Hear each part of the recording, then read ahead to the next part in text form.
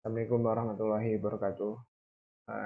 Ini saya akan menjelaskan tentang konversi tanah dan air pada tumbuhan untuk tumbuhan. Saya sendiri dan teman saya ini dari Teknik Elektro kelas A.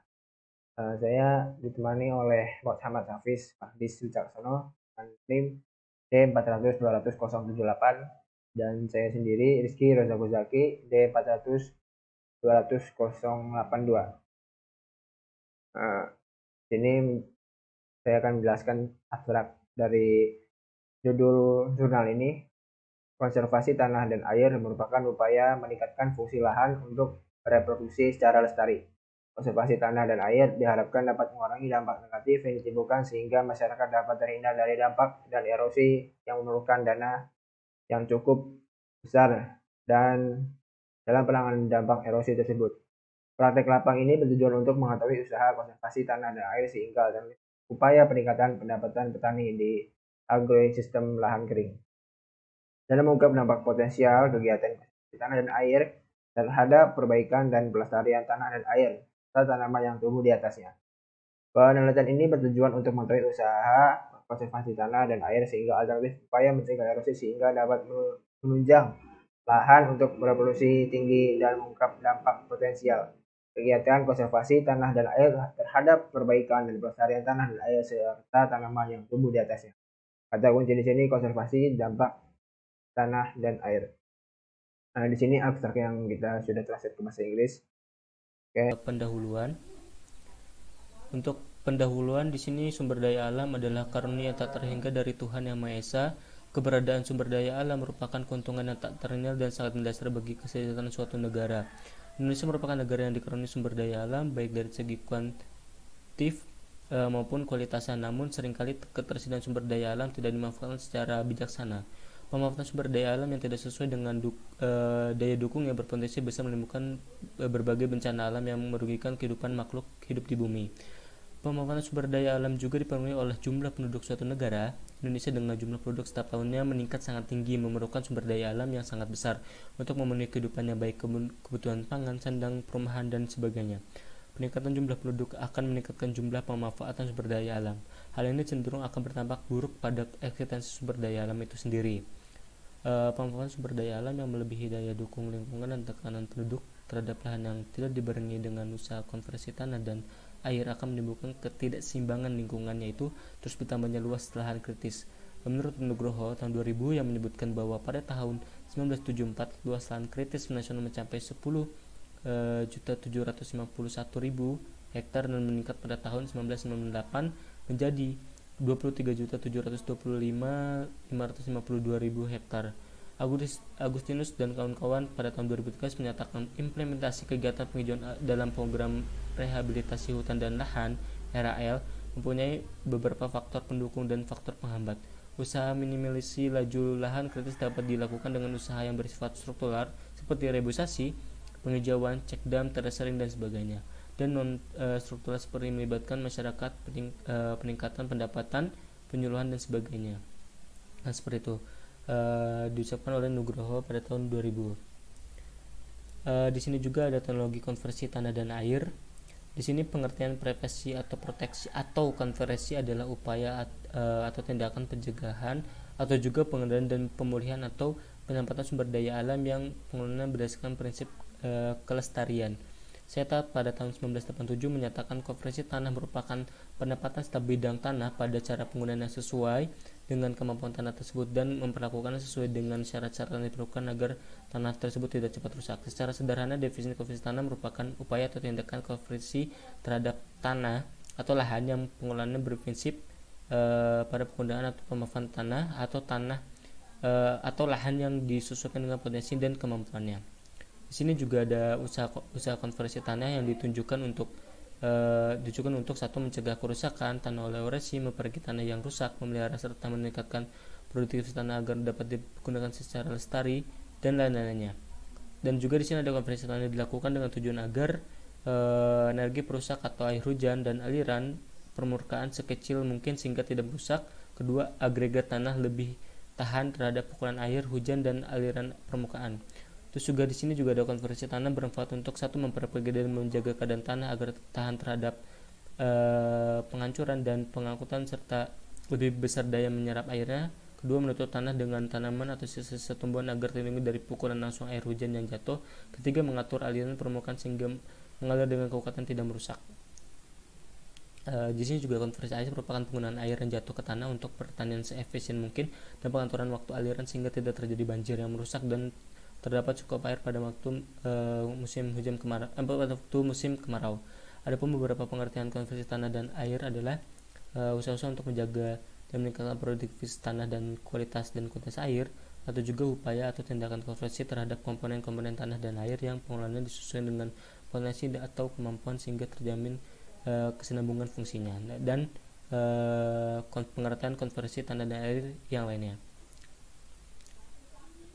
Ya, di sini juga ada juga beberapa peranan konversi tanah dan air, yaitu penempatan yang pertama ada penyelamatan lahan kritis, kedua menjaga atau menjamin kesuburan tanah, yang ketiga pengendalian erosi dan sedimentasi, keempat pengendalian banjir atau menjaga keseimbangan tata air, yang kelima pengendalian pencemaran air sesuai dengan standar baku mutu lingkungan.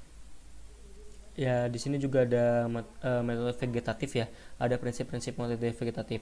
Di sini pengertiannya sendiri adalah pengertian metode vegetatif adalah mengendalikan atau memanfaatkan peranan dan fungsi tanaman. Metode vegetatif juga dapat diartikan sebagai upaya rehabilitasi dan konservasi lahan dengan menanam beberapa jenis tanaman, pohon, dan tanaman lainnya untuk menjaga penutupan tanah agar dapat mengikat butir tanah secara lebih kuat. Di sini ada beberapa fungsi metode vegetatif, yaitu satu, melindungi terhadap daya perusak butir-butir hujan yang jatuh, kedua, melindungi terhadap daya perusak aliran permukaan tanah, ketiga, memperbaiki kapasitas infiltrasi tanah dan penanaman air, keempat, memperbaiki porositas atau stabilitas agregat serta sifat kimia tanah, yang kelima juga meningkatkan daya resap tanah akan air.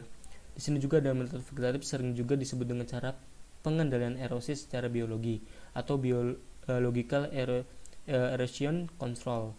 Di sini juga ada jenis-jenis metode atau tindakan vegetatif dalam pelaksanaan kegiatan rehabilitasi lahan dan konservasi, antara lain di sini ada penanaman pada areal terbuka di kawasan pembangunan jalan dan pemukiman untuk nomor pertama, dan untuk nomor kedua di sini ada areal terbuka pada kawasan pertanian dan perladangan, perkebunan, dan kehutanan itu sendiri. Oke, selanjutnya di sini ada metode mekanik. Yang pertama itu prinsip metode mekanik. Pengertian metode mekanik atau teknik sipil adalah semua perlakuan fisik mekanis yang diberikan terhadap tanah dan pembuatan bangunan untuk mengurai aliran permukaan dan erosi dan meningkatkan kemampuan penggunaan tanah. Beberapa fungsi metode mekanik dalam konservasi tanah adalah: satu, memperlambat; dua, menampung; tiga, memperbaiki; empat, penyediaan air bagi tanaman. Selanjutnya itu ada usaha pengendalian erosi. Karena menyangkut pembuatan prasarana seperti membuat jalur bagi pengaliran air, membuat teras atau sekedar agar aliran dapat terhambat sehingga daya angkutnya berkurang. Tiga, pembuatan selokan atau parit. Empat, melakukan pengolahan tanah sedemikian rupa sehingga sejajar dengan garis kontur walaupun jelas.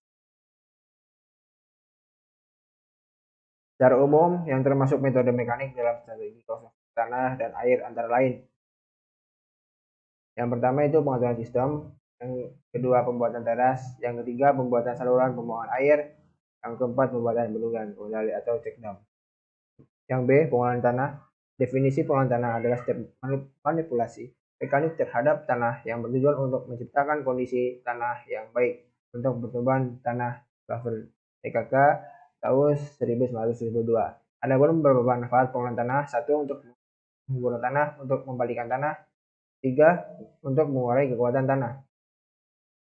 Oke, selanjutnya yaitu ada C, penterasan. Berdasarkan bentuk dan fungsi di sini ada 4 macam teras. Nah, yaitu teras dasar.